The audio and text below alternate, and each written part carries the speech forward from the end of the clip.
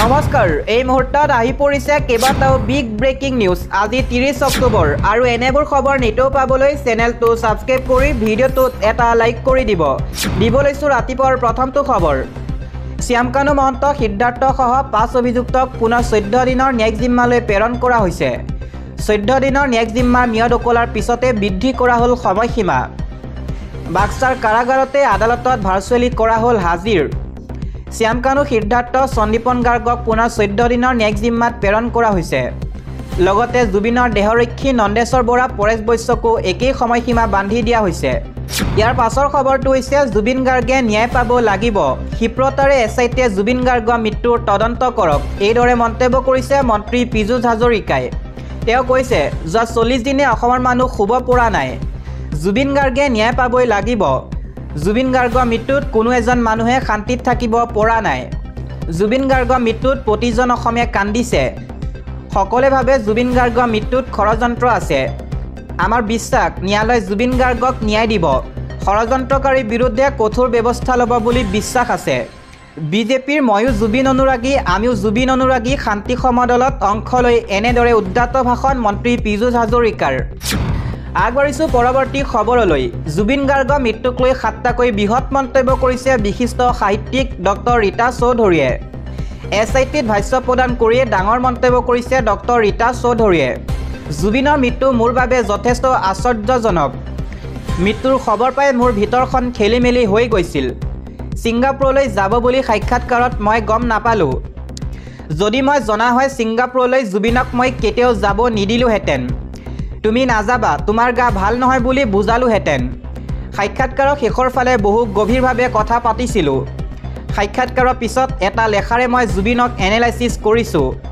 সাক্ষাৎকাৰত জুবিনে সাগৰৰ কথা কোৱাটো মোৰ বাবে অভাৱনীয় এতিয়া কিয়নো সেইবোৰ কথা পাতিছিলোঁ এনেকুৱা লাগে কিশোৰ কুমাৰ চাৰ্লি চেপলিনৰ দৰে সকলো দিশত বিকশিত হ'ব বিচাৰিছিল জুবিন এনেদৰে এতিয়া কেইবাটাও মন্তব্য কৰিছে ডক্টৰ ৰীতা চৌধুৰীয়ে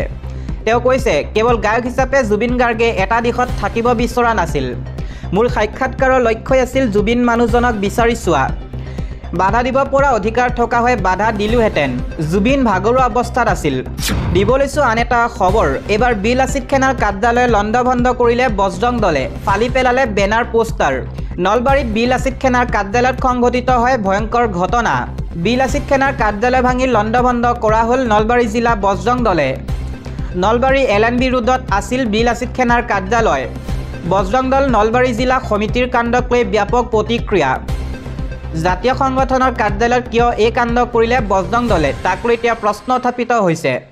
পৰৱৰ্তী খবৰ শদিয়াৰ পৰা ধুবুৰীলৈকে পইচা উঠাই বিল আছিদ খানাই এই মন্তব্য কৰিছে মুখ্যমন্ত্ৰী হিমন্ত বিশ্ব শৰ্মাই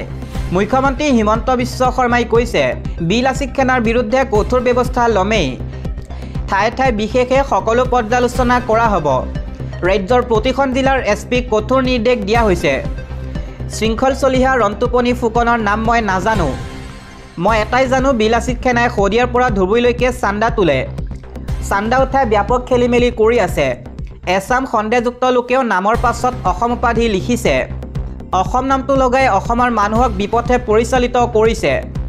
নামনি অসমত এছাম সন্দেহযুক্ত লোকে এই কামটো কৰি আছে দিবলৈছো আন এটা খবৰ লাচিতৰ দেশত কেনেকৈ বিল আছিদ খানাক নিষিদ্ধ কৰিব ৰাজপথত হ'ব গণতান্ত্ৰিক আন্দোলন এনেদৰে মন্তব্য কৰিছে শৃংখল চলিহাই কৈছে বিনা চৰ্তে মুকলি কৰক মুখ্য সচিব ৰন্তুপানী ফুকনক লগতে মুকলি কৰক উৎপল অসম তন্ময় ফুকনক অন্যথা ৰাজ্যজুৰি হ'ব গণতান্ত্ৰিক আন্দোলন মুকলি কৰি নিদিলে ৰাজপথত হ'ব গণতান্ত্ৰিক আন্দোলন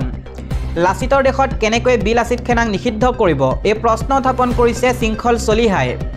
যদি আমাৰ ল'ৰাই ভুল কৰিছে তেন্তে চুচৰাই লৈ যাওক কিন্তু প্ৰমাণ দিব লাগিব আমাৰ ল'ৰাই ভুল কৰিছে আমাৰ সত্তা জীয়াই থকালৈকে আপোচ কৰা নহ'ব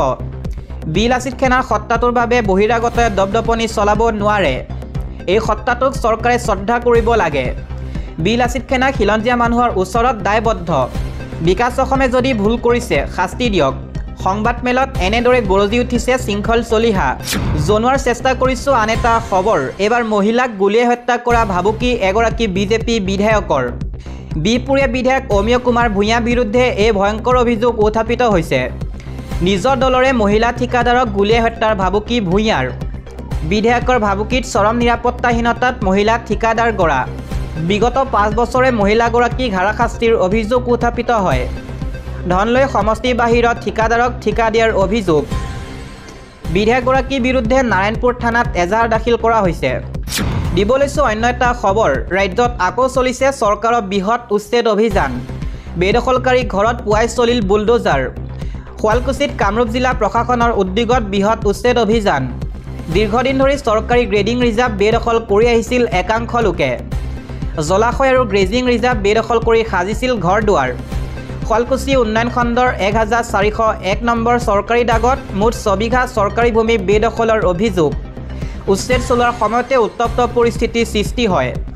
দিব লৈছোঁ আন এটা খবৰ এছআইৰ মাজতে আধাৰ কাৰ্ডক লৈ আহিছে ডাঙৰ খবৰ আধাৰ কাৰ্ড নাগৰিকত্ব অথবা স্থায়ী বাসিন্দাৰ প্ৰমাণপত্ৰ নহয় জন্ম প্ৰমাণপত্ৰও নহয় আধাৰ কাৰ্ড কেৱল পৰিচয় পত্ৰহে ই চাইনৰ বাবেও গ্ৰহণযোগ্য হ'ব আধাৰ কাৰ্ড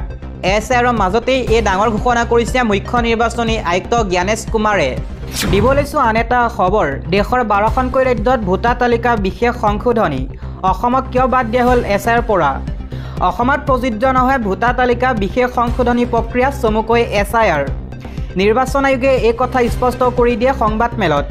বিহাৰত প্ৰথম পৰ্যায়ত এছআইআৰ সম্পন্ন হোৱাৰ পিছত এবাৰ দ্বিতীয় পৰ্যায়ৰ ভোটাৰ তালিকা বিশেষ সংশোধনী প্ৰক্ৰিয়া দেশৰ 12খন ৰাজ্য আৰু কেন্দ্ৰীয় শাসিত অঞ্চলত আৰম্ভ হ'ব বুলি ঘোষণা কৰে নিৰ্বাচন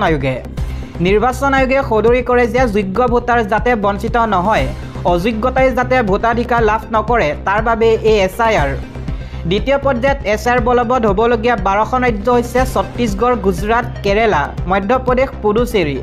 আন্দামান আৰু নিকোবৰ লক্ষদ্বীপ ৰাজস্থান তামিলনাডু উত্তৰ প্ৰদেশ আৰু পশ্চিম বংগ এই 12খনকৈ ৰাজ্যত অহা 28 অক্টোবৰৰ পৰাই আৰম্ভ হ'ব এছআইআৰ প্ৰক্ৰিয়া 12 ৰাজ্যৰ চূড়ান্ত ড্ৰাফ্ট লিষ্ট 2024ৰ 7 ফেব্ৰুৱাৰীত প্ৰকাশ কৰা হ'ব উল্লেখ কৰা প্ৰয়োজন যে 1951 চনৰ পৰা 2004 চনলৈ 21 বাৰ এছআইআৰ সম্পন্ন হৈছে ভাৰতত সংবাদমেলত নিৰ্বাচন আয়োগৰ মুখ্য নিৰ্বাচনী আয়ুক্ত জ্ঞানেশ কুমাৰে সদৰি কৰে যে অসমত পৃথককৈ এছআইআৰ দিন ঘোষণা কৰা হ'ব অসমত এনআৰচি প্ৰক্ৰিয়া চলি থকাৰ বাবে এছআইআৰ প্ৰযোজ্য কৰা নহয় বুলি সদৰি কৰে নিৰ্বাচন আয়োগে উল্লেখ কৰা প্ৰয়োজন যে ভোটাৰ তালিকাৰ বিশেষ সংশোধনী প্ৰক্ৰিয়া দেশৰ ভিতৰতে প্ৰথম প্ৰযোজ্য হৈছিল বিহাৰৰ প্ৰায় 65 লাখ লোকৰ নাম বাদ পৰিছিল এছআইআৰৰ প্ৰক্ৰিয়া পিছতে তাৰ পিছতে ৰাজ্যখনৰ বিৰোধী দল সংগঠনে তীব্ৰ প্ৰতিক্ৰিয়া ব্যক্ত কৰিছিল ইয়াৰ পাছৰ খবৰটো হৈছে অপহৰণৰ চেষ্টা চলাই আটক হ'ল বিলাসিত সেনাৰ আনজনকৈ সদস্য সোমবাৰে মহানগৰীত অপহৰণৰ চলাই কৰি আটক হ'ল বিলাসিত সেনাৰ আনজনকৈ সদস্য পুৱা 9:30 বজাত প্ৰতীক্ষা হাস্পতালৰ সন্মুখৰ পৰা সংগঠনটো 10-12 জনীয়া এটা গোটে অপহৰণ চেষ্টা চলাইছিল এগৰাকী যুৱকক আনকি যুৱকজনৰ পৰা 10-15 লাখ টকাৰ মুক্তিপণ দাবীৰো অভিযোগ উত্থাপন হৈছে সংগঠনটোৰ সদস্যসকলৰ বিৰুদ্ধে ইয়াৰ পাছতে দিছপুৰ আৰক্ষী অভিযান চলাই আটক কৰে সংগঠনটোৰ 8জনকৈ সদস্যক এই ঘটনাৰে জড়িত অভিযোগত বিশ্বজিৎ দলে ইমজাজুল হক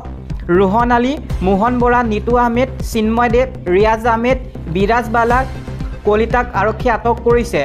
ইৰছাদ খান নামৰ এজন গোচৰৰ ভিত্তিত আৰক্ষীয়ে তদন্ত আৰম্ভ কৰি আটক কৰে যুৱক কেইজনক অপহৃত ৰাহুল মিশ্ৰৰ বন্ধু ইৰছাদ খান এই ঘটনাৰ পাছতে প্ৰতিক্ৰিয়া প্ৰকাশ কৰিছে মুখ্যমন্ত্ৰী ডক্টৰ হিমন্ত বিশ্ব শৰ্মাই মুখ্যমন্ত্ৰীগৰাকীয়ে উল্লেখ কৰে যে বিলাসিত সেনাৰ কাৰ্যত আমি অসন্তুষ্ট সংগঠনটোৱে পৰিৱেশ নষ্ট কৰিছে আলফা স্বাধীনৰ দৰে বিলাসিত সেনাকো হয়তো আমি নিষিদ্ধ কৰিব লাগিব বুলি মন্তব্য কৰিছে মুখ্যমন্ত্ৰীয়ে লগতে উল্লেখ কৰে যে ব্যৱসায়ীসকলক লাচিত সেনাই যথেষ্ট অত্যাচাৰ কৰে অসমত ব্যৱসায় পৰিৱেশ এটা যোৱা 2 মাহ তেওঁলোকে একেবাৰে নষ্ট কৰি দিছে কালি লাচিত সেনাৰ এগৰাকী সদস্যই আই মেট্ৰিক লৈ যি মন্তব্য দিলে তাৰ বাবেও মই আৰক্ষীক কঠোৰ ব্যৱস্থা ল'বলৈ নিৰ্দেশ দিছোঁ